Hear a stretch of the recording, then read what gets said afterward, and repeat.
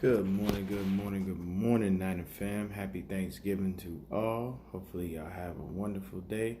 Visit a lot of houses, eat a lot of turkey, get yourself a lot of food, and have yourself a lot of fun today.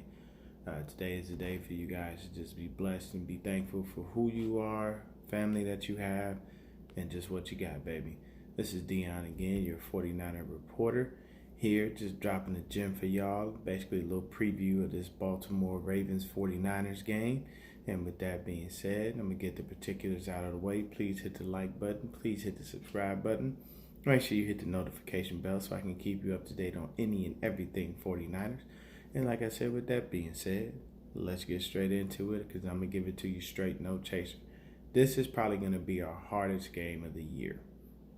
And the reason that I say that, guys, is because the defense for Baltimore is they on the come up. And the offense, as you know, is just ridiculous. Everything is run through Lamar Jackson, and this guy has been dynamic all year long. So this will be the hardest test for our defense. But the one thing that I can tell you is he ain't faced a defense like ours. So that's the reason why I feel like we're going to win this game. It may be a nail biter, but I tell you right now, we ain't giving up 45 points. His last few games that he has played, they've scored no less than 40 points per game. But then again, the competition that they had, that they scored those points against, wasn't really that stellar. So you go against the Bengals, you go against the Texans, and you go against the Rams. Now, the Bengals defense is bottom of the league. We all know that. Texas defense is kind of maybe middle of the road, but still very, very low. And even the Rams defense, they're supposed to be, lauded as one of the best defenses in the NFL, which they're not because you can tell by their record they don't look that good. And they got their ass handed to them, boy. Baltimore went in there and punched them straight in the mouth. That was one of those situations like Mike Tyson said, man, everybody's got a game plan until you get hit in the face. And they got hit in the face hard. You know what I'm saying? They got almost like a Deontay Wilder type knockout.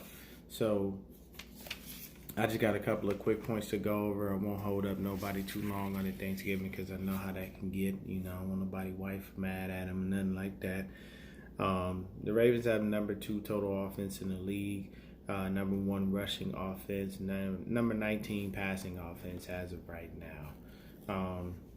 So the key for us in this game is to stop Lamar Jackson, make him pass the ball more than he is a runner.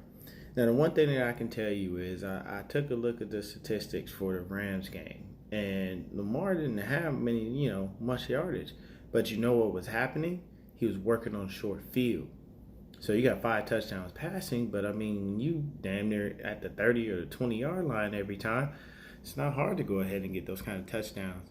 So it looks like the defense has been stepping up and giving him more to go ahead and deal with. Better field position, should I say. And things have been working in his favor on that. Now, the one thing that I have seen is that he favors his tight end when it comes to the receiving.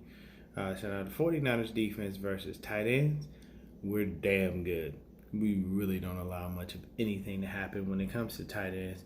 So I'll just go over just the tight ends that we faced all season long. So O.J. Howard for the Bucks, he had 4 catches, 32 yards. Tyler Eifert for the Bengals, 3 catches, 9 yards, and 1 TD. Vance McDonald, who we actually drafted out of Rice and traded to the Steelers, he just had 1 reception for 10 yards. No receptions by the tight ends at all for the Browns in that ass whooping we handed them earlier this season. And then against the Rams, Gerald Everett, 2 catches, 9 yards. When we played the Skins in that mud bowl, no tight ends were even, messing with us at all. They didn't have no catches. When we played the Panther, Greg Olsen, 2 catches, 13 yards. You know what I mean? And basically, then we went ahead and we played the Seahawks. The guy Hollister, he was filling in for Will Dissly. He was the one who had the best day against us. 8 catches, 62 yards, and a touchdown. Next thing you know, we went ahead and played the Cardinals. And that was 1 catch for 6 yards with Clay. And the first game that we played them in the season, there was no receptions by a tight end at all. And then Green Bay, Jimmy Graham, 1 catch, 7 yards. So that just tells you right now, we don't allow tight ends to get out there and just break us off. Save for Hollister, that was about as good as it got. So if that's one of his favorite targets for passing, we can shut that down. The other favorite target for him is Antonio Brown's cousin, and that's Hollywood Brown. He's been doing fairly well for him. But for Lamar Jackson, he's got 66.3% completion percentage.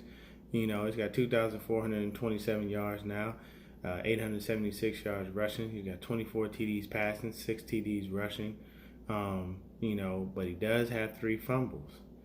You know what I'm saying? So I can tell you right now, I feel like it's going to be a situation where if we can go ahead and catch him slipping, on one of those runs and hit him hard enough, if we get Fred or we get Dre, what I'm saying, or even Jimmy Ward, or Tart to come in and lay the boom on that ass, it's going to make him hesitant to come out that pocket trying to get out there and get them yards. Because basically the biggest thing that we can do is stop them on their running, because when you look at their 2 losses, that's what happened. People slowed down their rush attack, so it wasn't as potent, and that's the thing. Now we got Mark Ingram in the backfield along with Lamar Jackson, and the hard part is they are running back by committee. They have other running backs that can get shit done. So when they lost to the Chiefs, basically, like I said, they slowed things down as far as the run was concerned. So you got to hold them to at least about 200, and that's by committee, like I said, because in that game, Lamar Jackson had 8 carries, 46 yards. Gus Edwards, 753. But Mark Ingram had 103 yards and 3 TDs. Only thing that happened was Lamar Jackson had no passing touchdowns. He had 267 yards passing, but he didn't have any passing touchdowns. And he took 3 sacks. Now, the beauty of it is that our pass defense is number 1 in the league. And nobody fucking with us at all.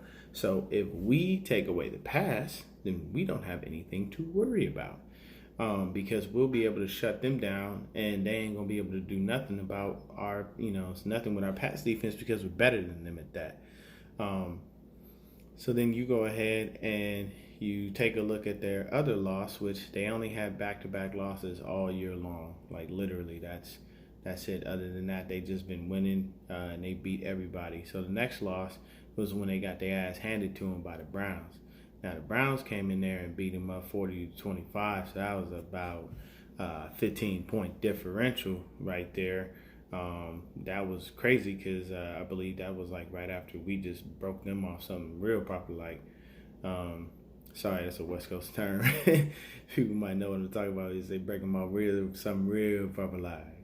Now, in that game, Lamar Jackson had 3 TDs, but he had 2 picks. And then once again, 9 carries, 66 yards. The rushing attack was held to 173 yards. There was no scoring by that rushing offense, as far as the Ravens are concerned. So basically the main key focal point here is stopping their rushing attack. We have to slow that down. Now, we aren't particularly good when it comes to that. As far as the stats and everything are concerned, we're actually pretty bad. The one thing I can tell you is the last few opponents that they faced aren't great, at stopping the run. They faced the Bengals, 32 in the league when it comes to the run. So, I mean, like, really? Y'all don't give them credit for beating the Bengals. We didn't get no credit for it, but damn sure. Oh, well, you guys haven't beaten anyone. It was the Bengals. The Bengals suck. Oh, okay. Well, they're still an NFL team. At the end of the day, they still got to go out there and they still got to play. And next up, they faced the Houston Texans, who are number 17 against the run. And then after that, they went ahead and they had to face the LA Rams, who are number 16 against the run. And now they face us. We currently stand at number 19 against the run. Now, we have been getting better these past few games against the run and everything like that, been holding, because most of the reason that we fell out of the top 10 is because of chunk plays, and that's the issue that we were facing. Is we were giving a lot of chunk plays up, where people were just getting those big runs on us, and that's what was happening. So, like for instance, right now we've given up 9 plays of 20 plus yards. that's going to put you in a position where you're not going to be holding people under 100 yards per game and doing the things, the right way. But it's a situation pretty much where, they haven't faced any top 10 teams in the league as far as run defense, and it doesn't look like the rest of their schedule yields that as a situation for them to do. So, I mean, hey, when you're not facing top 10 defense, I mean, the only other team they faced that was top 10 in the league against the run is the New England Patriots, and they still got net ass. So, I don't know. I mean, we're not the Patriots, so I'm not gonna compare us to them. I'm not worried about that. Quick shout out to Jimmy G for going ahead, I guess, and leapfrogging Tom Brady in the QB rankings. There, he's like one above him. I think he's number 11, which is pretty cool because I mean, you sat behind this dude all these years, and then you get to kind of trump him in the quarterback rankings. But another thing that I will tell you is like we've got pretty much what we can, what we can do, our game plan, and everything is set. So it's 148 total yards by tight ends, anybody that we face, period. So that's about 13 yards a game, only 2 TDs allowed. So we don't have any run. We ain't got no worries about this kid that they got going. We'll be perfectly fine. We'll be able to beat him. Now the Ravens defense, they have been on the come up, man.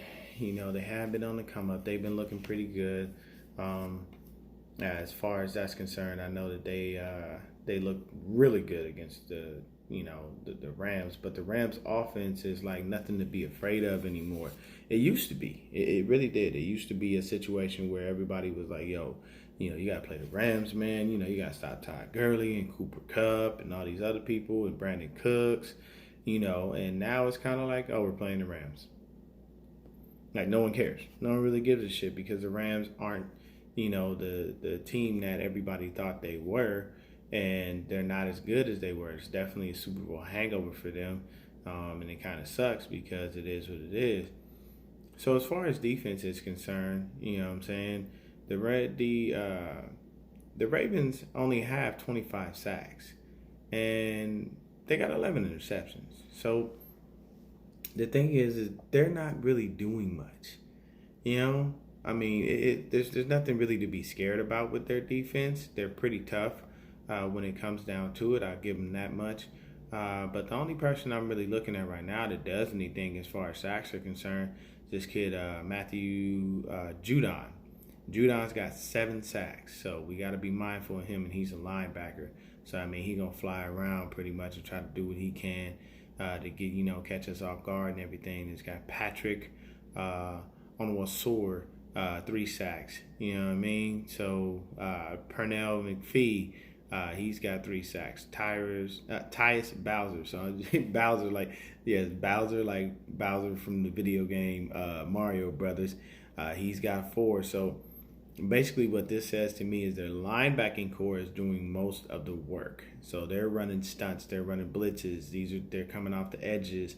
There's things that are happening that are affording them the reason to go ahead and make these plays happen as far as that's concerned.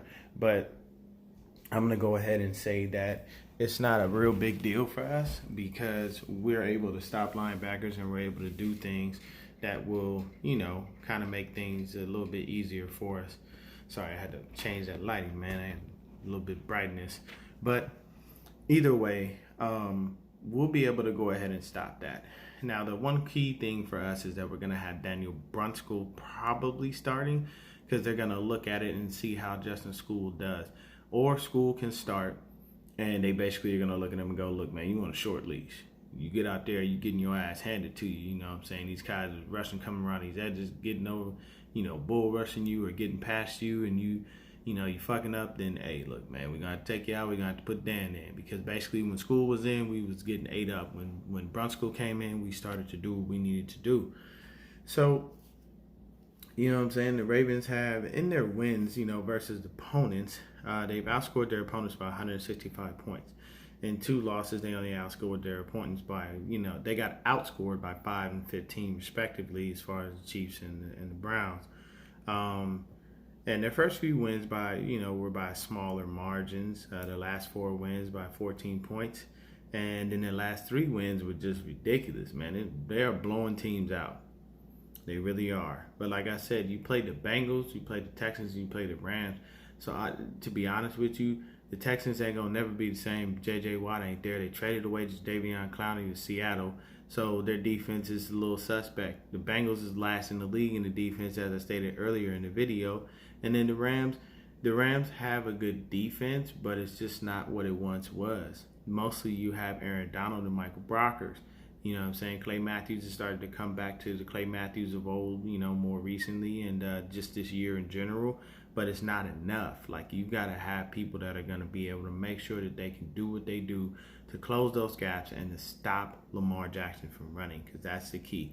If you stop Lamar, it makes it easier, because then you just focus on Mark Ingram and anybody else in that backfield, and it makes your life a whole lot easier. But it's really, another key point is the last 3 games they had no receivers that have gone over 100 yards, not at all. So their main focus is on the run. So it's going to be on Robert Saleh and Chris Kasarik to find a way to go back to the run-stopping defense that we had at the beginning of the season. Because at the beginning of the season, when nobody running the ball on us, we just shut motherfuckers down. So it was like, those first 5-6 games, we were killing people on the run. And then after that, these last couple of games has been a little bit harder, but we've been getting better at it. So I don't think that we're going to have, any problems with that. Just look at the game against the Rams. Short passes on a short field. No receiver had more than 54 yards receiving. So you got to think about it like this. We're the number 1 pass defense in the NFL, period. And there's no denying that. So you're going to really come in there and try to throw the ball versus us? Not going to happen. Not going to happen at all. We're going to kill you. You know what I'm saying? But we have to be smarter about this. And I want to give a quick shout out to Patrick Willis and Bryant Young. They are semifinalists for the Hall of Fame this year. Peace and blessings to both of those dudes. They did so much great for our organization, and I wish them nothing but the best. And I hope they make it to finalists and into the Hall of Fame. They both deserve it. Pat's probably one of the greatest linebackers that we've ever had on our squad. Period. He's probably number 1 to me. And I watched a lot of 49er football since about 85. I've been keeping my eye on things. And then shout out to Frank Gore, baby, the truth. That man, Frank is ageless, man. That motherfucker's timeless. Frank will be playing when he's like 75 or some shit. He did pass Barry Sanders for number 3 all time on the rushing yards list, man. So that's a very, very big, thing for him. We gotta make it happen. Now, another good thing for us is if we win and the Rams lose, we've locked up a playoff spot. Period. Doesn't matter. You know what I'm saying? We could be lazy and sit all our starters and just not do anything. Now, I'm not implying that we'll do such, because we would, yeah, right. We ain't stupid. We ain't never gonna do that. Because we want that number 1 seed. We want you to come to Santa Clara, to Levi Stadium, and try to beat us in our house. Because the only people that did it was the Seahawks, and they got lucky because we missed a kick. So I'm not even gonna trip out about that. Now, I've been speaking more so on the Ravens, their defense, their offense, and what we need to do. And basically, period, point blank, guys, this is the simplest thing. Stop the run. Stop Lamar. That's all we have to do, man. If we can get our front four to get enough pressure on him to push him out of the pocket, but have Dre and Azeez and Fred all ready and waiting with open arms to give him a nice big old hug and take him to the ground, we'll be good. He's got 3 fumbles on the season, and it seems that Fred Warner has perfected that peanut punch. He was just named NFC Defensive Player of the Week, so congrats to him on that. But it's very simple, guys. We got to stop the run. We have to focus on that, and we got to stop Lamar from running. If we shut down their rushing attack, they don't have anything else. They don't really have a passing attack like that because Lamar's passing yards, aren't like crazy spectacular. You know what I mean? So it's just over the last couple of games, he hasn't really had like a real, big amount of passing, yardage. Like I said, the last 3 games, nobody's been over 54 yards. And you got all these receivers. So while they're lauding him as one of the greatest quarterbacks ever, it's because of his dual versatility, which used to be looked at and frowned upon. Now, what kills me is Greg Roman is able to do this with Lamar Jackson, but he couldn't just keep that rolling in the same aspect with Colin Kaepernick when he had him there, when he should have been doing that, instead of trying to turn Colin into a pocket passer. But that's in the past, so we don't even care about that no more. But period, point blank, we can win this game. And I'm going to give y'all a little stat real quick that people don't know about. And this was one that I picked up when I was watching Pro Football Talk and just after reading some articles on NinersNation.com. Shout out to them because I always check out their stuff and they always have good stats, good details. Jimmy G, after interceptions, now he's thrown 10 this year. After his interceptions, 10 drives following interceptions, Jimmy Garoppolo is 32 of 35 passing for 378 yards and 2 TDs. It's 11.8 yards per throw. It's basically a first down per pass. So for all the people out there saying, oh, well, he's going to throw an interception at the wrong moment and that's just going to cost him and it ain't going to do nothing, I'm okay with him throwing interceptions if that's your stats. Maybe I'd like to see a few more touchdowns after those interceptions. But, I mean, you basically pass it for a first down every time, you get back on the field. So you understand your mistakes and you correct them right away. So that's what people don't realize. You know what I mean? So I feel like because of the weather possibly for the game, it's going to suck. It may be raining because we're going to be at M&T Bank Stadium in Baltimore. So it may be raining. I understand it's going to definitely be a little cold, but ain't no cold, never hurt nobody. We'll be fine. We had the number one defense in the league. We had the number one pass defense. Right now we do have, like I said, the number 19 rushing defense, but we had the number 2 rushing offense, only second to the Ravens. We got the number 6 total offense, number 14 passing offense. And we're making it happen, man. Like, we're getting better and better. We're climbing up those passing rankings as far as the passing offense is concerned. Jimmy G had 2 touchdowns. He didn't have any interceptions the last game, so he looked beautiful.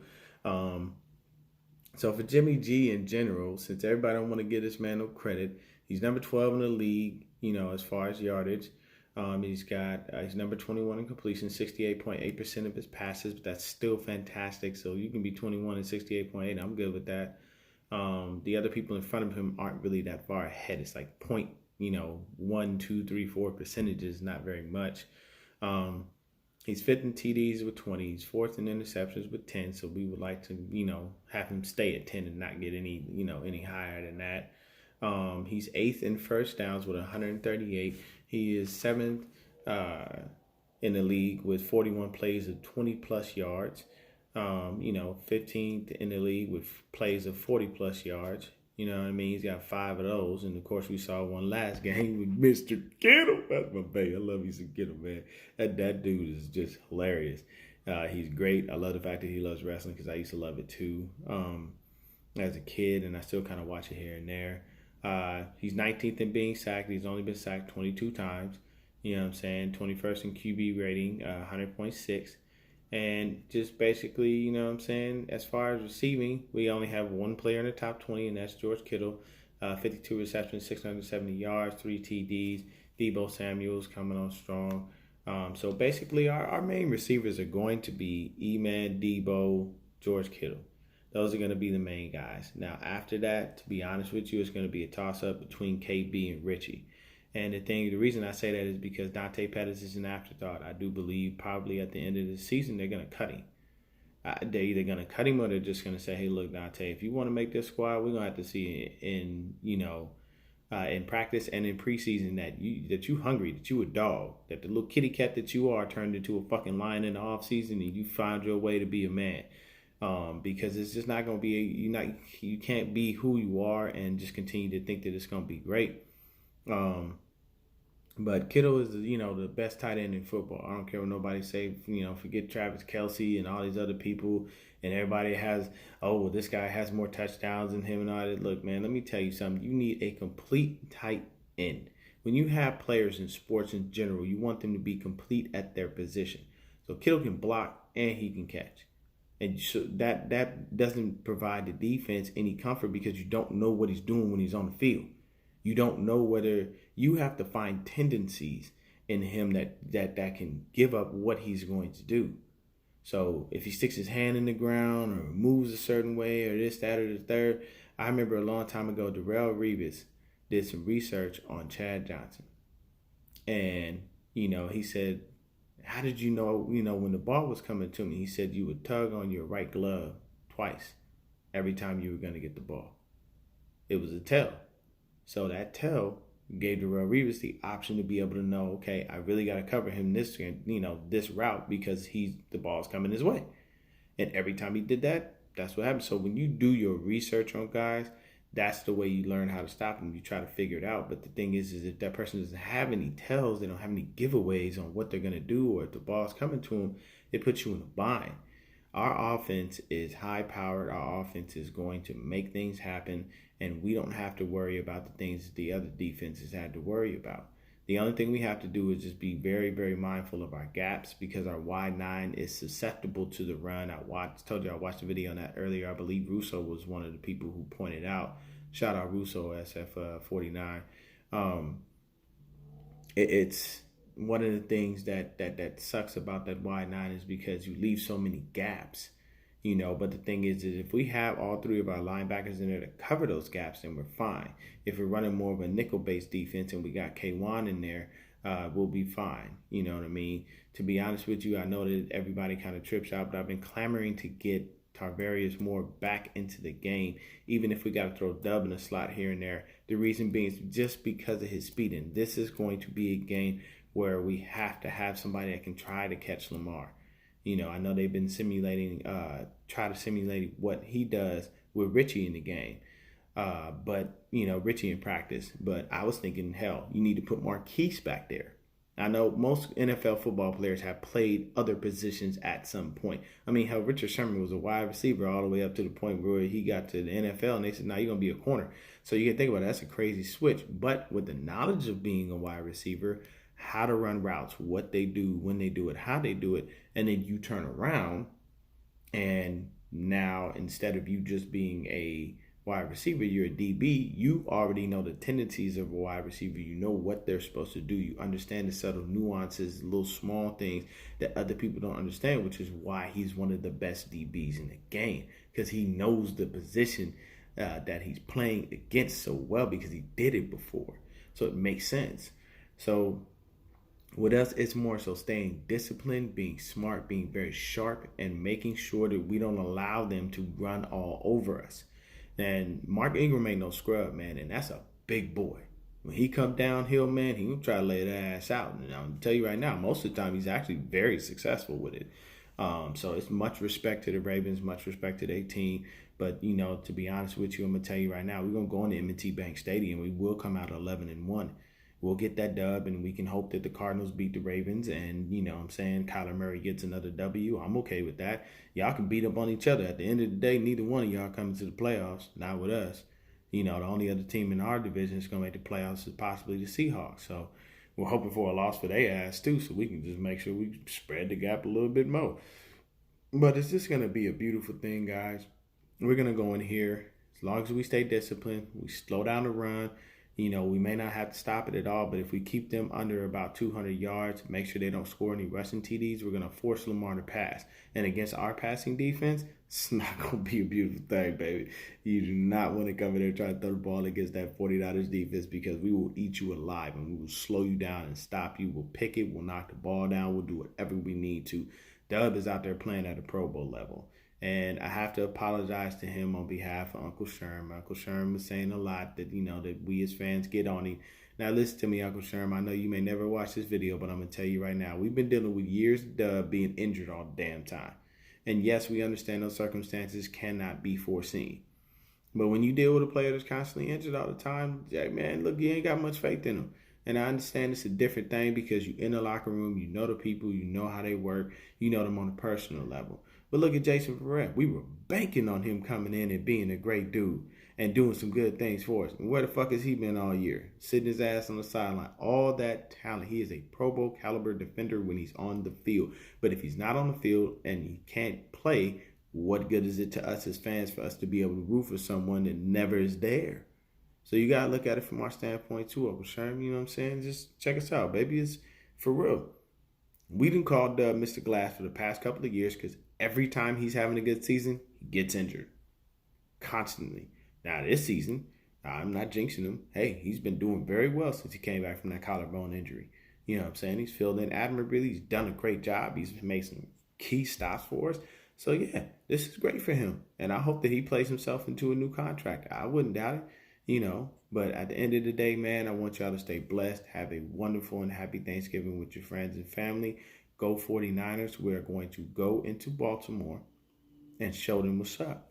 We're going to let them know why we got the number one passing defense. We're going to go ahead and let Lamar know. All that running around they're going to be doing, you ain't be doing that around here. You know what I'm saying? Because Nick, Eric, Defoe, Jeremiah, all I got, we coming for you. DJ going to be up that ass. He going to be, and another key thing I forgot before I go, I know this is a long ass video, but I had to cover so much because there's such a dynamic team. They don't have their starting center, guys. That's the key. They don't have their starting center. So because of that, that makes it even worse. Because it's a center to quarterback exchange, that's a whole different ball game. And you don't practice with your backup center. You practice with your starter. He's out. He's out for the season. He's done. So with the new center in there, that's a new quarterback of the offensive line. That can create some chaos and give us some more opportunity as well. So that's going to be a beautiful thing, baby. I know y'all see me smiling this morning and everything. I'm going to tell y'all right now, if we can catch them slipping with that center, y'all remember what DJ Jones did to the last center. He bull rushed the shit out of him and knocked him on his ass. So this new center better be ready because Defoe and DJ and Eric and all the guys that we have are coming for him. We're coming for that ass and we're going to get all over him and get all up in him. And I'm telling you right now, if Lamar ain't ready, he's going to be laying on the ground a lot, and we're going to be catching him slipping. All we got to do is make sure he don't get out that backfield and get dynamic with that run, and we just got to be ready for them cuts. Y'all stay 49er faithful, stay blessed, have a wonderful Thanksgiving. Peace and blessings to all y'all, and I'm out.